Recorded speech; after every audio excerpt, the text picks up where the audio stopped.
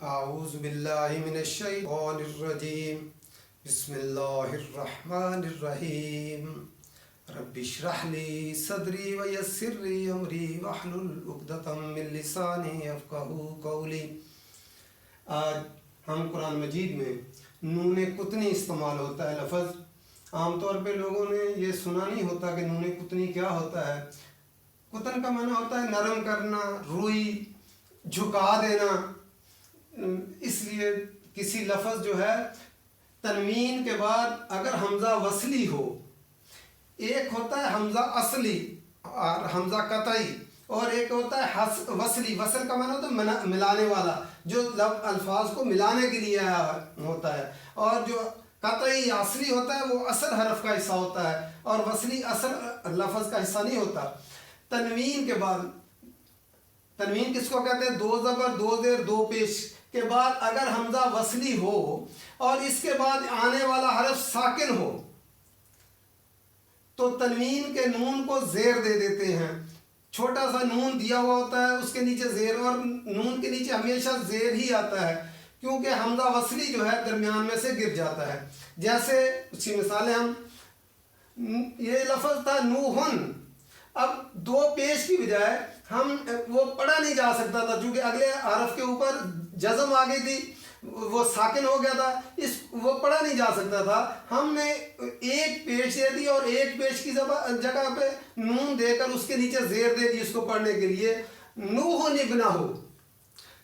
لیکن اگر یہاں پہ ہم وقف کر دیں تو پھر ابنہ پڑھیں گے، اس کو پھر نہیں ابنہ پڑھیں گے۔ اگر ملا کر پڑھیں گے تو نوح ابنہ پڑھیں گے، لیکن اگر ہم یہاں پہ رک جائیں گے نوحن پھر ہوگا ابنہ۔ لوطن المرسلین، یہ لفظ کیا تھا؟ لوطن، اور لام کے اوپر جزم آ گئی تھی تو یہ پڑھا نہیں جا سکتا تھا، اس لیے ہم نے یہ دو زیر تھی، دو زیر کی بجائے ہم نے نون چھوٹا لکھ کے نیچے زیر دے دی۔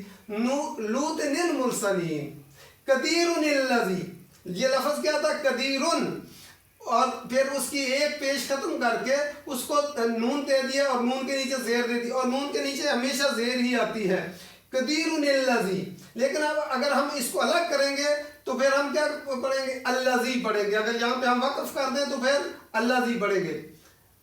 ادن الذی، یہ لفظ کیا تھا؟ ادن، اس کے نیچے جو ہے ایک زیر ہم نے رہنے دی اور ایک جو ہے نون نیچے لگا کر اس کے نیچے زیر دے دی، تو ہم نے ادن الذی لمزۃ الذی ویل لکل ہمزۃ لمزۃ الذی، تو جو ہے اس کو نون چھوٹی دے کر ہم نے اس کو پڑھ دیا۔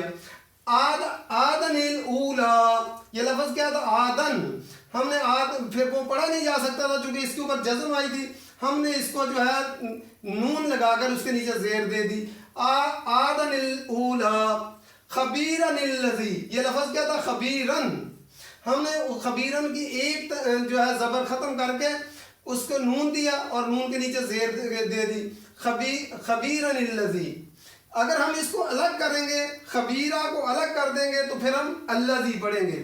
تو پھر دیکھنا یہ نون قطنی ہے، قرآن مجید میں پڑھنے کے لیے اصول کیا ہے؟ یہ تنوین کے بعد والا حرف جو ہے وہ اگر اس کے اوپر جزم آ جائے، سکون آ جائے تو وہ پڑھا نہیں جا سکتا، تو تنوین کی جگہ پہ دو زبر دو زیر دو پیش کی جگہ پہ ہم چھوٹا نون دیتے ہیں اور نون کے نیچے زیر دے دیتے ہیں اس کو پڑھنے کے لیے۔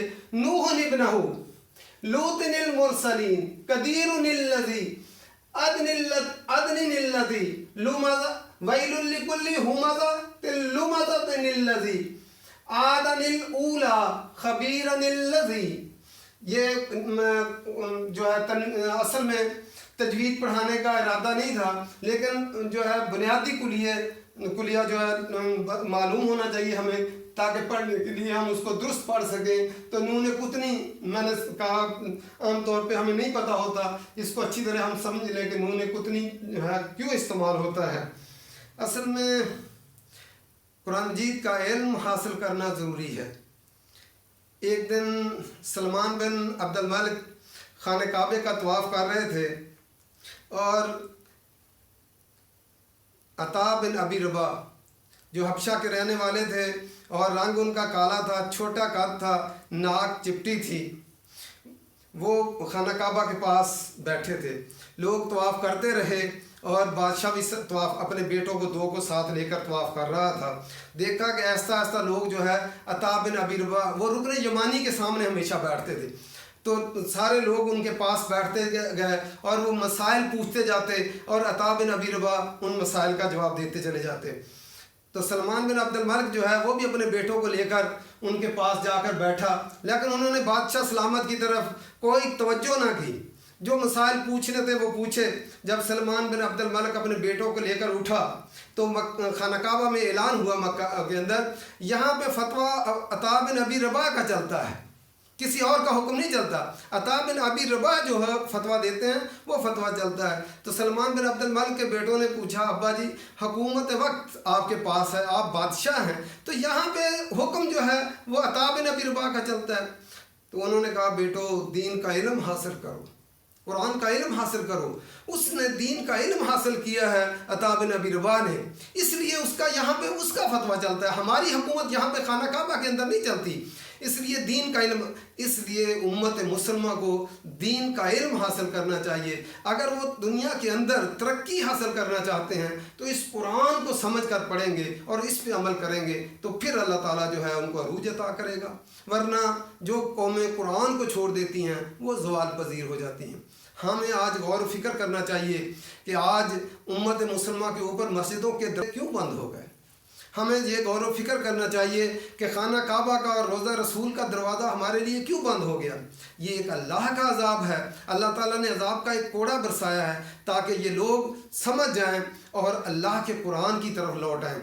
اگر ہم نے اس عذاب کے کوڑے سے سبق حاصل نہ کیا تو پھر اللہ کا جو عذاب شدید ہوتا ہے، تو فعال لما یرید، جو چاہتا ہے وہ کرتا ہے۔ ہمیں چاہیے کہ اللہ کے قرآن کی طرف پلٹ آئیں، تمام امت مسلموں کو چاہیے اس قرآن کو لے کر پوری دنیا تک اس کو پہنچائیں، تب اللہ تعالیٰ جو ہے ہماری طرف توبہ قبول ہماری کر لے۔